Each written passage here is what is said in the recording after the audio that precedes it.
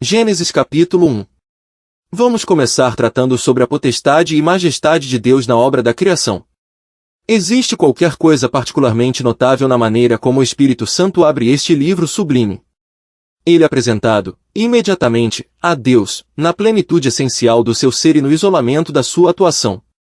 Toda a matéria preliminar é dispensada. E a Deus que somos trazidos. Ouvimo-lo, de fato, quebrando o silêncio e brilhando sobre as trevas da terra com o propósito de fomentar um globo no qual pudesse mostrar o seu poder eterno e a sua divindade. Não há nada aqui em que a vã curiosidade possa alimentar-se, nada em que a pobre mente humana possa fazer especulação. Existe a perfeição e realidade da verdade divina no seu poder moral para atuar sobre o coração e o entendimento. Nunca poderia estar dentro do alcance do Espírito de Deus satisfazer a vã curiosidade apresentando teorias curiosas. Os geólogos podem explorar as entranhas da Terra e extrair delas materiais de onde podem tirar conclusões para juntar e, em alguns casos, contradizer o relato divino. Podem especular com os restos de fósseis, porém, o discípulo do Senhor agarra-se, com santo prazer, às páginas inspiradas, lê, crê e adora a Deus. Possamos nós, neste espírito, prosseguir o estudo do livro profundo que temos agora aberto. Possamos nós saber o que é aprender no templo. Oxalá que a nossa investigação do conteúdo da Escritura Sagrada seja sempre feita no verdadeiro espírito de adoração. No princípio, criou Deus os céus e a terra. A primeira frase no cânon divino coloca-nos na presença de aquele que é a origem infinita de toda a verdadeira bem-aventurança. Não há argumento elaborado em prova da existência de Deus. O Espírito Santo não trata de nada dessa espécie. Deus revela-se a si. Faz-se conhecer pelas suas obras, os céus manifestam a glória de Deus e o firmamento anuncia a obra das suas mãos. Salmo 19, versículo 1. Todas as tuas obras te louvarão, ó Senhor. Salmo 145, versículo 10. Grandes e maravilhosas são as tuas obras, Senhor, Deus Todo-Poderoso. Apocalipse 15, versículo 3. Ninguém, a não ser um infiel ou um ateu, procuraria um argumento para provar a existência de um que, pela palavra da sua boca, chamou os mundos à existência e se revelou a si mesmo como Deus Todo-Poderoso e Eterno. Quem, senão Deus, podia criar alguma coisa? Levantai ao alto os olhos e vede quem criou estas coisas, quem produz por conta o seu exército, quem a todas chama pelo seu nome. Por causa da grandeza das suas forças e pela fortaleza do seu poder, nenhuma faltará. Isaías 40, versículo 26. Os deuses das nações são vaidades, porém o Senhor fez os céus. 1 Crônicas 16, versículo 26. No livro de Jó, capítulos 38 ao 41, temos um apelo feito do modo mais sublime, da parte do Senhor, à obra da criação, como um argumento incontestável da sua superioridade infinita, e este apelo, ao mesmo tempo que põe perante a compreensão a prova mais ardente e convincente da onipotência de Deus, toca o coração, também, pela sua assombrosa condescendência. A majestade, o amor, o poder e a ternura são divinos. Vamos tratar agora das trevas e a luz. E a terra era sem forma e vazia, e havia trevas sobre a face do abismo. Aqui estava, em boa verdade, uma esfera na qual só Deus podia operar. O homem, na vaidade do seu coração, tem sempre mostrado estar pronto a interferir com Deus noutras e mais elevadas esferas de atuação, porém, na cena que temos perante nós o homem não teve lugar, até que, com efeito, se tornou, como tudo mais, o objeto do poder criador. Deus esteve só na criação. Ele olhou desde a sua habitação eterna de luz para a imensidade assolada e viu nela a esfera na qual os seus planos e desígnios maravilhosos haviam ainda de ser realizados e manifestados, onde o Filho Eterno havia ainda de viver, trabalhar, testificar, sofrer e morrer, a fim de mostrar, à vista de mundos maravilhados, as perfeições gloriosas da divindade. Tudo era trevas e caos. Deus é o Deus de luz e ordem. Deus é luz, e não há nele treva nenhuma. 1 João 1, versículo 5. As trevas e a confusão não podem viver na sua presença, quer encaremos o fato sob o ponto de vista físico, moral, intelectual ou espiritual. E o Espírito de Deus se movia sobre a face das águas. Pôs-se a ponderar sobre o teatro das suas futuras operações. Isto era um panorama verdadeiramente sombrio, uma vista em que havia amplo lugar para o Deus de luz e vida operar. Somente ele podia iluminar as trevas, fazer brotar vida, substituir o caos por ordem e fazer separação entre as águas, onde a vida pudesse manifestar-se sem medo da morte. Eram operações dignas de Deus. E disse Deus: haja luz. E houve luz. Quão simples! E, contudo, como é próprio de Deus. Ele falou, e tudo se fez, mandou, e logo tudo apareceu. Salmo 33, versículo 9. A infidelidade pode perguntar: como? Onde? Quando? A resposta é: pela fé, entendemos que os mundos, pela palavra de Deus, foram criados, de maneira que aquilo que se vê não foi feito do que é aparente. Hebreus 11, versículo 3. Isto satisfaz o espírito dócil. A filosofia pode rir-se desdenhosamente por isto, e declará-lo ignorância rude ou credulidade cega, própria de um século de semi-barbarismo, mas completamente imprópria de homens que vivem num século iluminado da história do mundo, quando o museu e o telescópio nos têm posto de posse de fatos dos quais os escritores sagrados nada sabiam. Que sabedoria! Que conhecimento! Ou antes, que loucura! Que falta de senso! Que inaptidão para compreender o fim e o desígnio da Sagrada Escritura! Certamente, não é o objetivo de Deus fazer de nós astrônomos ou geólogos, ou ocupar-nos com pormenores que o microscópio ou o telescópio põem diante de cada rapaz da escola. O seu objetivo é conduzir-nos à sua presença como adoradores, com corações e a razão ensinados e devidamente governados pela sua palavra. Contudo, isto nunca satisfaria o chamado filósofo, que, desprezando o que ele chama preconceitos de mentes vulgares e tacanhas dos discípulos sinceros da palavra de Deus, pega ousadamente no seu telescópio, e com ele examina os céus distantes, ou desce aos profundos recessos da terra em busca de estratos, formações geológicas e fósseis, todos os quais, segundo os seus cálculos, aperfeiçoam grandemente, se é que não contradizem absolutamente, o relato inspirado. Com tais oposições da falsamente chamada ciência, 1 Timóteo 6, versículo 20, nada temos que ver. Acreditamos que todas as verdadeiras descobertas, quer em cima nos céus, quer embaixo na terra, ou nas águas debaixo da terra, concordarão com o que está escrito na palavra de Deus, e se não estiverem assim da harmonia são perfeitamente desprezíveis, segundo o parecer de todo verdadeiro amante da Escritura Sagrada. Isto dá grande tranquilidade ao coração em dias como estes, tão férteis em especulações de saber e teorias estrondosas, que, afinal, em muitos casos, cheiram a racionalismo e infidelidade positiva. É indispensável ter o coração inteiramente fundado quanto à plenitude, à autoridade, perfeição, majestade e inspiração plenária das Sagradas Escrituras. Ver-se-á como isto é a única salvaguarda eficaz contra o racionalismo da Alemanha e a superstição de Roma. O conhecimento perfeito e a sujeição profunda à palavra de Deus são as grandes aspirações do momento presente. Que o Senhor, na sua muita graça, aumente abundantemente tanto uma como outra destas aspirações. E viu Deus que era boa a luz, e fez Deus separação entre a luz e as trevas. E Deus chamou a luz dia, e as trevas chamou noite. Temos aqui os dois grandes símbolos tão largamente empregados em toda a palavra de Deus. A presença da luz faz o dia, a falta dela faz a noite. O mesmo se dá com a história das almas. Há os filhos da luz e os filhos das trevas. E uma diferença muito clara e solene. Todos aqueles em quem resplandeceu a luz da vida, todos, os que foram eficientemente visitados com o Oriente do Alto, Lucas 1 versículo 78, todos os que receberam a luz do conhecimento da glória de Deus na face de Jesus Cristo, quem quer que sejam e onde quer que se encontrem, pertencem à primeira classe, são filhos da luz, e filhos do dia. Por outro lado, todos os que ainda estão nas trevas da natureza, na cegueira da natureza e na incredulidade da natureza, todos os que não receberam ainda em seus corações, pela fé, os raios resplandecentes do sol da justiça, estão ainda envoltos nas trevas da noite espiritual, são filhos das trevas, filhos da noite. Que o leitor pergunte a si mesmo, na presença de aquele que esquadrinha os corações, a qual destas duas classes de pessoas pertence, neste momento. Que pertence a uma ou outra, é fora de dúvida.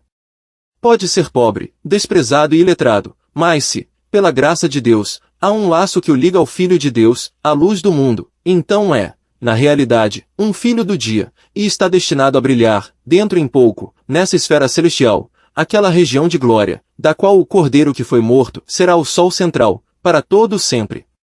Nada disto é obra nossa. E o resultado do desígnio e operação do próprio Deus, que nos deu luz e vida, gozo e paz, em Jesus, e no seu sacrifício consumado na cruz.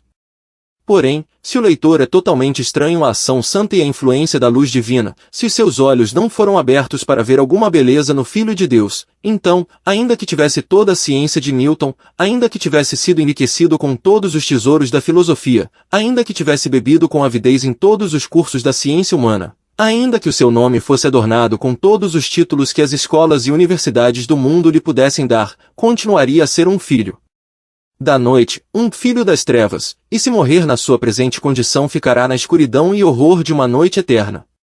Não leia, portanto, nem mais uma página sem ter ficado inteiramente certo se pertence ao dia ou à noite. O ponto sobre o qual desejo agora falar é a criação das luzes.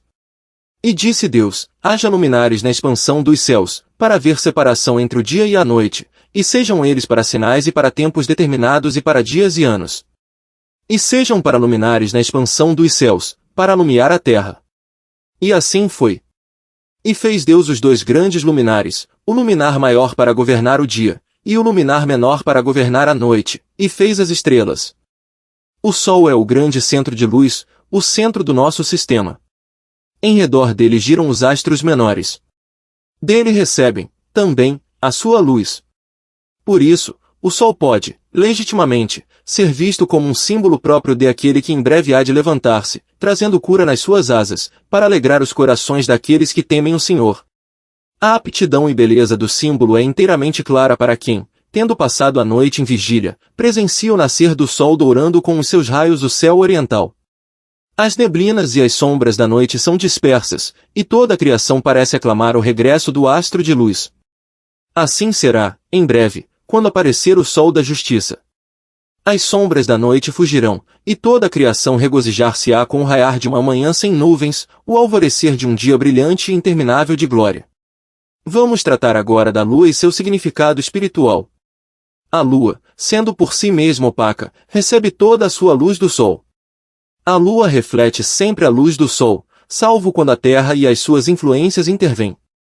Tão depressa o sol se põe no nosso horizonte, a lua apresenta-se para receber os seus raios de luz e refleti-los outra vez sobre o mundo na escuridão, ou no caso de ser visível durante o dia exibe sempre uma luz pálida, como o resultado inevitável de aparecer na presença de maior claridade. E verdade, como tem sido observado, que o mundo às vezes interpõe-se, nuvens escuras, neblinas cerradas, e vapores gelados, também, levantam-se da superfície da terra e ocultam da nossa vista a luz prateada da lua. É um fato interessante que a Lua, quando vista através de um poderoso telescópio, apresenta o aspecto de uma vasta ruína da natureza. Contudo, assim como o Sol é o símbolo lindo e próprio de Cristo, do mesmo modo a Lua nos lembra admiravelmente a Igreja. A origem da sua luz está oculta para a vista. O mundo não o vê, mas ela vê-o, e é responsável por refletir os seus raios de luz sobre o mundo de trevas. O mundo não tem meio de conhecer coisa alguma de Cristo senão por meio da Igreja. Vós, diz o apóstolo Paulo, sois a nossa carta, conhecida e lida por todos os homens. E acrescenta, porque já é manifesto que vós sois a carta de Cristo, segundo Coríntios 3 versículo 2. Que lugar de responsabilidade! Quão sinceramente deve ele vigiar contra tudo que impede o reflexo da luz celestial de Cristo em todos os seus caminhos. Porém, como deve a Igreja refletir esta luz? Permitindo que a luz brilhe sobre ela em todo o seu brilho límpido. Se a Igreja tão somente andar na luz de Cristo, há de, certamente, refletir a sua luz, e isto mantê-la sempre na sua própria posição. A luz da lua não é sua. Do mesmo modo acontece com a Igreja. Ela não é chamada para se mostrar a si mesma ao mundo. Deve, simplesmente, refletir a luz que recebe. E obrigada a estudar, com santa devoção, o caminho que o Senhor trilhou aqui no mundo, e mediante a energia do Espírito Santo, que habita nela, seguir nesse caminho. Mas, o mundo com as suas neblinas, nuvens, e os seus vapores, intervém e oculta a luz e mancha a epístola. O mundo não pode ver muito dos traços do caráter de Cristo naqueles que se chamam pelo seu nome. Na verdade, em muitos casos, eles apresentam um contraste humilhante, em vez de uma semelhança. Possamos nós estudar Cristo devotamente, de modo a podermos imitá-lo mais fielmente. Vamos tratar agora das estrelas e seu significado espiritual. As estrelas são luminares distantes. Brilham noutras esferas, e têm pouca ligação com este sistema, a não ser que pode ver-se a sua cintilação. Uma estrela difere em glória de outra estrela. Assim será no reino futuro do Filho de Deus. Ele resplandecerá com brilho vivo e eterno. O seu corpo, a Igreja, refletirá, fielmente, o seu brilho sobretudo à sua volta, enquanto que os santos, individualmente, brilharão nessas esferas que o justo juiz lhes distribuir, como galardão do serviço fiel prestado durante a noite da sua ausência. Este pensamento deve animar-nos a uma mais ardente e vigorosa diligência por conformidade com o nosso Senhor ausente. Veja-se Lucas 19, versículo 12 ao 19. Em seguida são introduzidas as ordens inferiores da criação. O mar e a terra são criados para transbordar com vida. Alguns podem sentir-se autorizados a considerar as operações de cada novo dia como simbolizando as várias dispensações e os seus grandes princípios característicos de ação. Quero apenas dizer, a este respeito, que existe uma grande necessidade, quando a palavra de Deus é tratada deste modo, de vigiar, com todo zelo, a operação da imaginação, e também de prestar a maior atenção à analogia da Escritura, de contrário corremos o risco de fazer erros graves. Não me sinto disposto a entrar numa tal linha de interpretação, portanto, limitar-me-ei àquilo que julgo ser o sentido claro do texto sagrado. Vamos tratar agora da criação do homem à imagem de Deus. Vamos considerar agora o lugar do homem, colocado sobre as obras de Deus. Depois de tudo haver sido posto em ordem, era preciso alguém para tomar a direção. E disse Deus, façamos o homem à nossa imagem, conforme a nossa semelhança, e domine sobre os peixes do mar, e sobre as aves dos céus, e sobre o gado, e sobre toda a terra, e sobre todo o réptil que se move sobre a terra. E criou Deus o homem à sua imagem, a imagem de Deus o criou, macho e fêmea os criou. E Deus os abençoou, e Deus lhes disse, frutificai, e multiplicai-vos, e enchei a terra, e sujeitai-a, e dominai sobre os peixes do mar, e sobre as aves dos céus, e sobre todo o animal que se move sobre a terra. O leitor notará a alteração de ele para eles. Não nos é apresentado o fato atual da formação da mulher até o capítulo subsequente, não obstante, encontramos aqui Deus abençoando-os e dando-lhes conjuntamente o lugar do governo universal. Todas as ordens inferiores da criação foram postas sob o seu domínio comum. Eva recebeu todas as suas bênçãos em Adão. Nele recebeu, também, a sua dignidade. Se bem que ainda não tivesse sido chamada à existência, ela era, no desígnio de Deus, vista como parte do homem. No teu livro todas estas coisas foram escritas, as quais iam sendo dia a dia formadas, quando nem ainda uma delas havia. Salmos 139 versículo 16. Vamos tratar agora da posição de Eva com respeito a Adão. Assim é com a Igreja, a noiva do segundo homem. Ela era vista desde toda a eternidade em Cristo, a sua cabeça, como lemos do primeiro capítulo de Efésios, como também nos elegeu nele antes da fundação do mundo, para que fossemos santos e irrepreensíveis diante dele em amor.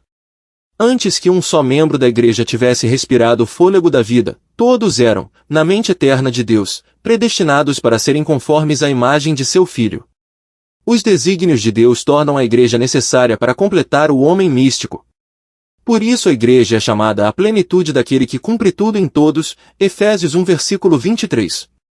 Trata-se de um título espantoso, que explica muito da dignidade, importância e glória da Igreja.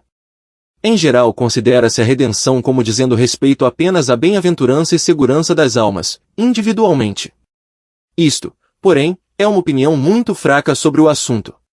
Que tudo que pertence, de algum modo, ao indivíduo está absolutamente seguro, é, bendito seja Deus, um fato verdadeiro. Mas esta é a parte menos importante da redenção. Porém, que a glória de Cristo está incluída na, e ligada com, a existência da Igreja é uma verdade profunda e poderosamente mais importante. Se eu tenho o direito, com base na autoridade das Escrituras Sagradas, de me julgar como uma parte essencial do que é na realidade necessário para Cristo, já não posso ter dúvida alguma se há abundância de provisões para as minhas necessidades. E não é a Igreja do mesmo modo necessária para Cristo? E, sem dúvida, não é bom que o homem esteja só. Far-lhe-ei uma adutora, Gênesis 2 versículo 18. Porque o varão não provém da mulher, mas a mulher do varão. Porque também o varão não foi criado por causa da mulher, mas a mulher por causa do varão.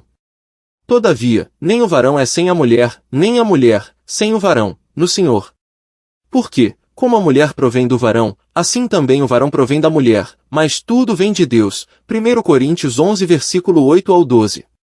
Por isso, já não é apenas a questão de saber se Deus pode salvar um pobre pecador perdido, e recebê-lo no poder da justiça divina. Deus disse, não é bom que o homem esteja só. Não deixou o primeiro homem sem uma adutora, nem tampouco deixará o segundo. Assim como no caso do primeiro haveria um vazio na criação sem Eva, do mesmo modo, que pensamento estupendo.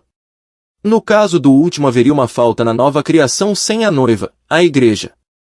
Vamos tratar agora de Adão e Eva, figuras de Cristo e da Igreja. Vejamos agora a maneira como Eva foi trazida à existência, se bem que, fazendo, tenhamos que antecipar parte do capítulo subsequente. De entre todas as ordens da criação não foi encontrada uma adutora para Adão. Um sono pesado tinha que cair sobre ele, e uma adutora devia ser formada de si mesmo, para partilhar do seu domínio e da sua bem-aventurança. Então o Senhor Deus fez cair um sono pesado sobre Adão, e este adormeceu, e tomou uma das suas costelas, e cerrou a carne em seu lugar, e da costela que o Senhor Deus tomou do homem formou uma mulher, e trouxe-a a Adão, e disse a Adão, esta é agora osso dos meus ossos e carne da minha carne, esta será chamada varoa, porquanto do varão foi tomada. Gênesis 2 versículo 21 ao 23. Uma consulta em Efésios 2 versículo 20 ao 22 mostrará ao leitor que as palavras traduzidas por edificados e juntamente edificados e a palavra hebraica aqui traduzida por formou são inflexões do mesmo verbo. Contemplando Adão como um símbolo de Cristo, e Eva como figura de igreja, como a Sagrada Escritura inteiramente nos autoriza, vemos como a morte de Cristo necessitava ser um fato consumado, antes que a igreja pudesse ser estabelecida, embora, nos desígnios de Deus, ela fosse vista e escolhida em Cristo antes da fundação do mundo. Há, no entanto, uma grande diferença entre o secreto propósito de Deus e a revelação e seu cumprimento. Antes que o propósito divino pudesse ser actualizado a respeito das partes constituintes da Igreja, era preciso que o Filho de Deus fosse rejeitado e crucificado, que ele tomasse o seu lugar nas alturas, que mandasse o Espírito Santo para batizar os crentes num corpo. Não é que almas não fossem vivificadas e salvas antes da morte de Cristo. De certo que o foram. Adão foi salvo, e milhares de outros, em todos os séculos, em virtude do sacrifício de Cristo, embora esse sacrifício não tivesse sido ainda consumado. Porém, a salvação individual de almas é uma coisa, e a formação da Igreja, como uma coisa distinta, pelo Espírito Santo, outra completamente diferente. Esta distinção não é suficientemente compreendida, e, mesmo onde é mantida na teoria, é acompanhada de poucos dos resultados práticos que podem naturalmente ser esperados de uma verdade tão estupenda. O lugar único da Igreja, o seu parentesco especial com o segundo homem, o Senhor do céu, os seus privilégios distintos e dignidades, todas estas coisas produziriam, se fossem compreendidas no poder do Espírito Santo, os mais ricos, mais raros e mais fragrantes frutos. Veja-se Efésios 5 versículo 23 ao 32. Quando contemplamos o símbolo que temos perante nós, podemos fazer alguma ideia dos resultados que deveriam seguir-se à compreensão da posição da Igreja e seu parentesco. Quanto amor não devia Eva a Adão! Que intimidade ela desfrutava! Que intimidade de comunhão! Que parte em todos os seus pensamentos! Em toda a sua dignidade, e em toda a sua glória, ela tinha inteiramente parte. Ele não dominava sobre ela, mas com ela. Ele era senhor de toda a criação, e ela tinha parte com ele. Sim, como já foi observado, ela era olhada e abençoada nele. O homem era o objeto, e quanto à mulher, ela era necessária para ele, e, portanto, foi trazida à existência. Nada pode ser tão interessante como um símbolo. Primeiro o homem é criado, e a mulher vista nele, e então formada dele, tudo isso forma um símbolo do caráter mais notável e instrutivo. Não é que uma doutrina jamais possa ser fundada sobre um símbolo, mas quando achamos a doutrina plena e claramente estabelecida noutras partes da palavra de Deus, podemos compreender, apreciar e admirar o símbolo. O Salmo 8 dá-nos uma ideia admirável do homem colocado sobre as obras de Deus. Quando vejo os teus céus, obra dos teus dedos, a lua e as estrelas que preparaste, que é o homem mortal para que te lembres dele, e o filho do homem, para que o visites. Contudo, pouco menor o fizeste do que os anjos, e de glória e de honra o coroaste. Fazes com que ele tenha domínio sobre as obras das tuas mãos, tudo puseste debaixo de seus pés, todas as ovelhas e bois, assim como os animais do campo, as aves dos céus, e os peixes do mar, e tudo que passa pelas veredas dos mares. Aqui o homem é tido em conta, sem qualquer menção da mulher, e isto está perfeitamente de conformidade com o seu caráter, porque a mulher é considerada como fazendo parte do homem. Vamos finalizar tratando da igreja que não está revelada no Antigo Testamento. Não há revelação direta do mistério da igreja em parte alguma do Velho Testamento. O apóstolo Paulo diz claramente, o qual, noutros séculos, não foi manifestado aos filhos dos homens, como, agora, tem sido revelado pelo Espírito aos seus santos apóstolos e profetas, do Novo Testamento, Efésios 3 versículo 1 ao 11. Deste modo, no salmo que acabamos de reproduzir, somente nos é apresentado o homem, porém sabemos que o homem e a mulher são encarados debaixo de uma cabeça. Tudo isto terá o seu cumprimento nos séculos vindouros. Então o verdadeiro homem, o Senhor do céu, tomará o seu lugar no trono, e, na companhia da sua noiva, a igreja, dominará sobre a criação restaurada. Esta igreja é vivificada da sepultura de Cristo, é parte do seu corpo, da sua carne, e dos seus ossos. Ele é a cabeça e ela o corpo, formando um homem, como lemos no capítulo 4 de Efésios, até que todos cheguemos à unidade da fé e ao conhecimento do Filho de Deus, a varão perfeito, à medida da estatura completa de Cristo. A igreja, sendo assim parte de Cristo, ocupará um lugar na glória completamente único. Não havia criatura alguma que estivesse tão perto de Adão como Eva, porque nenhuma outra criatura era parte dele. Do mesmo modo, com respeito à igreja, ela terá o lugar mais próximo de Cristo, na sua glória futura. Nem tão pouco é apenas o que a igreja será que desperta a nossa admiração, mas o que a igreja é. Ela é, agora, o corpo do qual Cristo é a cabeça, é agora o templo do qual Deus é o habitante. Oh! Que espécie de pessoas nós devíamos ser! Se este é o presente, e tal será a dignidade futura daquilo que nós, pela graça de Deus, fazemos parte, sem dúvida que nos convém uma conduta santa, consagrada, em separação, e elevada. Que o Espírito Santo possa mostrar estas coisas mais claro e poderosamente aos nossos corações, para que assim possamos ter uma compreensão mais profunda da conduta e do caráter de que é digna a santa devoção com que somos chamados. Tendo iluminados os olhos do vosso entendimento, para que saibais qual seja a esperança da sua vocação e quais as riquezas da glória da sua herança nos santos e qual a sobreexcelente grandeza do seu poder sobre nós, os que cremos, segundo a operação da força do seu poder, que manifestou em Cristo, ressuscitando-o dos mortos e pondo-o à sua direita nos céus, acima de todo principado, e poder, e potestade, e domínio, e de todo nome que se nomeia, não só neste século, mas também no vindouro. E sujeitou todas as coisas a seus pés, e sobre todas as coisas o constituiu como cabeça da igreja, que é o seu corpo, a plenitude daquele que cumpre tudo em todos, Efésios 1 versículo 18 ao 23.